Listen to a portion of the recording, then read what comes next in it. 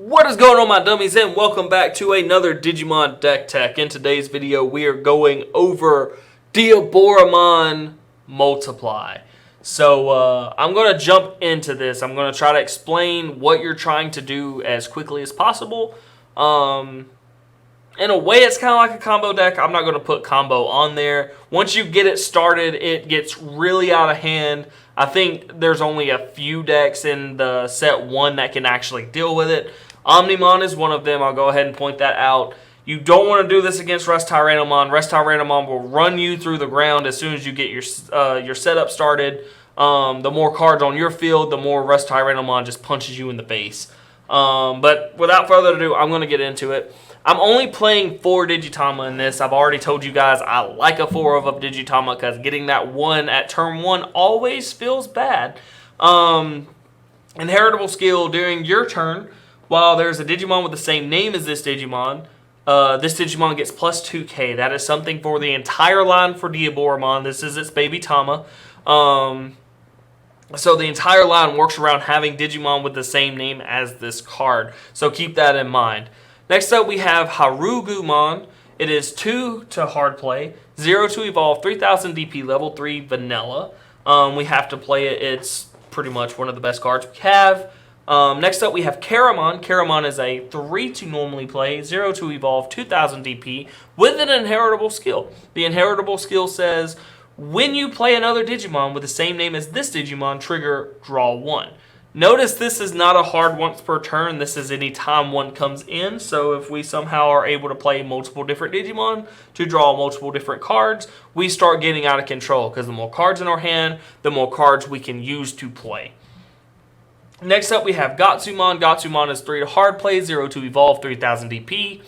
It is a blocker, and that is what we're using it for. We want to slow down the game as much as possible to get to Diaboromon. If we're slowing the game down, that means we're capable of doing what we need to do to get to Diaboromon and start this combo.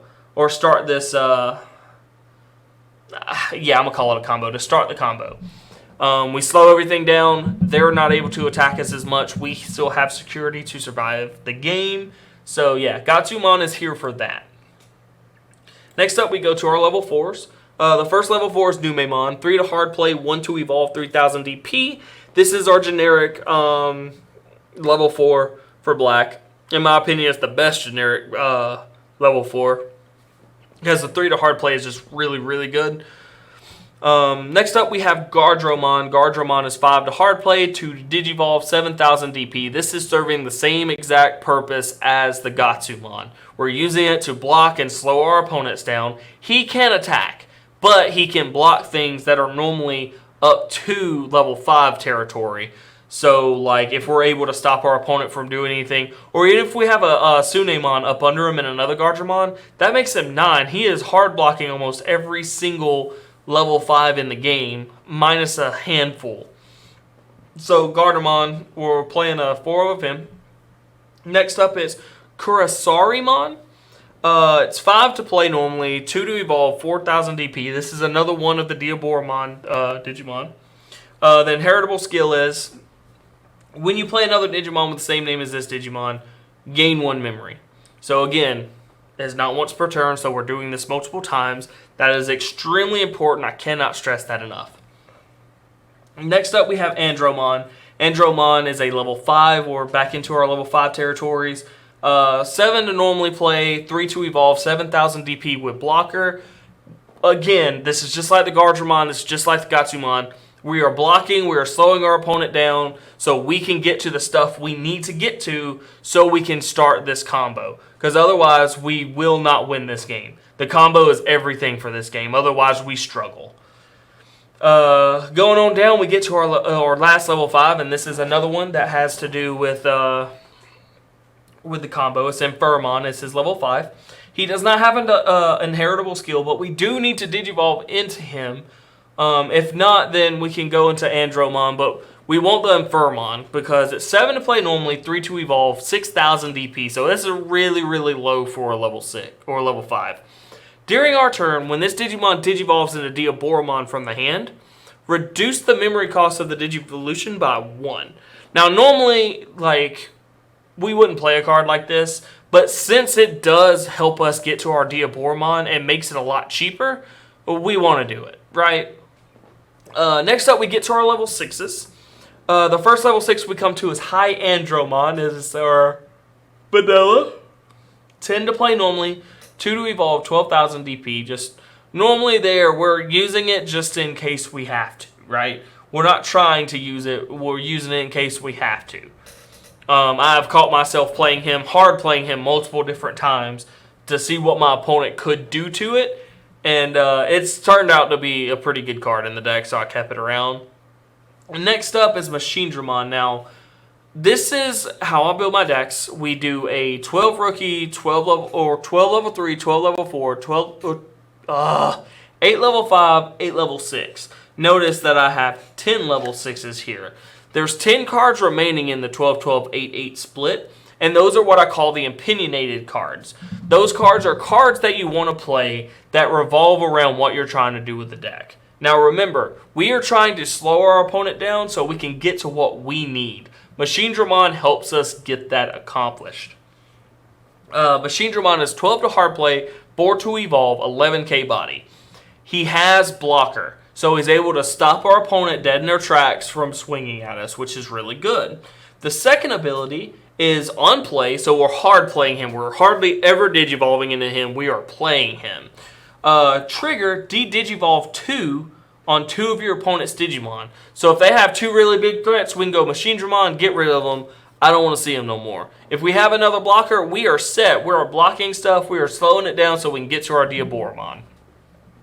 So, Machinedramon, pretty good card in this deck, I would have to say. There are circumstances where you play more Machinedramon and take out HiAndromon. That is completely entirely up to you. I'm playing the HiAndromon because he can still do stuff, and I can cheaply go into him from the Caramon and just draw cards off of it, stuff like that.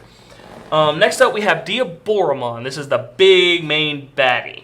14 cost to play, which is really, really high. 4 to evolve. Now remember, if we have Infermon, this is 3 to evolve, which is really cheap. 10,000 DP, which is really low. Keep that in mind, it is really low. The abilities that it has is, when attacking, you may play 1 Diaboromon token without paying its memory cost. Diaboromon's tokens are level 6 white Digimon with a memory cost of 14, 3,000 DP, and are Mega Form, Unified Type, and Unknown Attribute.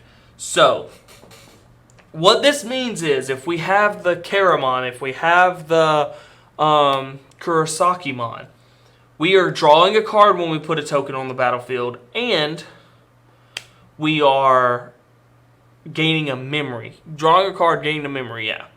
So, like, when we put one of those tokens in, we are doing this. The important part to note is the tokens have this ability, if I'm not mistaken. So the tokens themselves swing when we attack to make other tokens, which then in turn trigger those abilities from the original Diaboromon. So we're constantly drawing, gaining memory, etc. This is a really good value engine. Like I said, it's kind of like a combo deck. Not really. Also, the next thing is, during all turns, when this Digimon is deleted in battle, you may delete one of your other Diaboromon to prevent this Digimon from being deleted. So he can keep your things from dying in battle. Now, that's not including Gaia Force or Seven Heavens, Omnimon, stuff like that. It still kills you. It's going to get you every single time. But he can still stop from being killed in battle. And if I'm not mistaken, these Diaboromon tokens keep these as well. Moving on is our last 8 opinionated cards, 4 of which are Millenniummon. Now, Millenniummon is played as a 4-of for one reason and one reason only. I have nothing else I want to put in this. So basically, you could take out a Millenniummon and put in a Machinedramon if you like that. But that's why we play the HiAndromon, because we can play the Millenniummon on top of it. And the Millenniummon is just a really good card not to want to play. So we're playing him.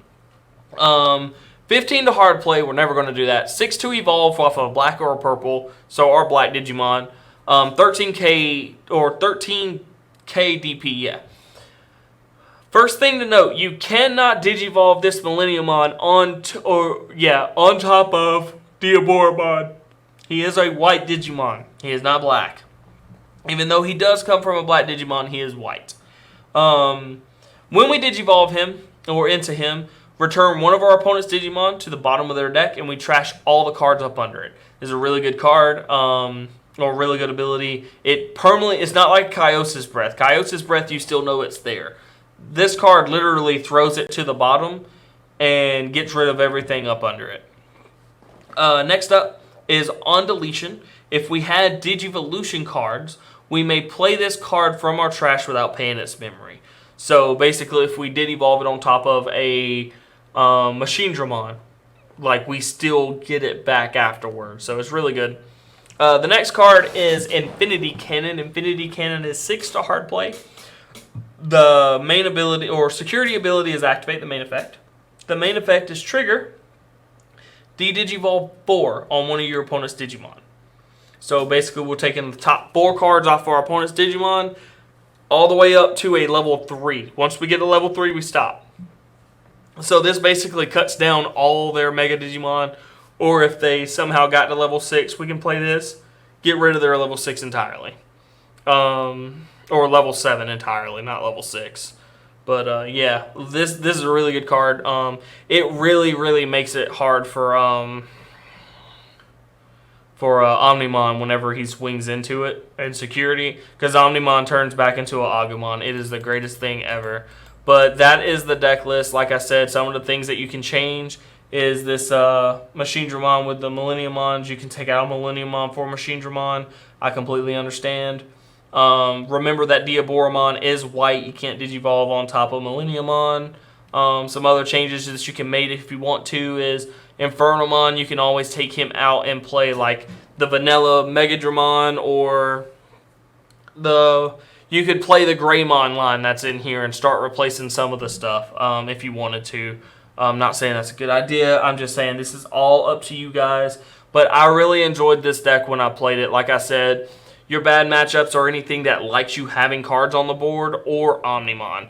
Omnimon, if you know you're playing against the Omnimon, just give the Diaboromon line up, unless you know you are okay when you go into Diaboromon that you're not going to die.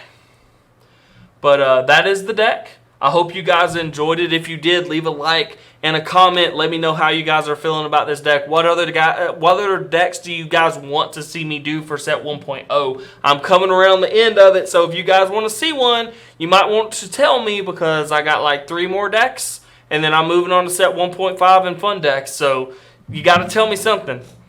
Also, subscribe, guys. I know a lot of you guys aren't subscribed. That's okay. But I like to know who you guys are so we can converse. Like, otherwise, I don't know who you are. But, yeah. Catch you in the next one. Peace.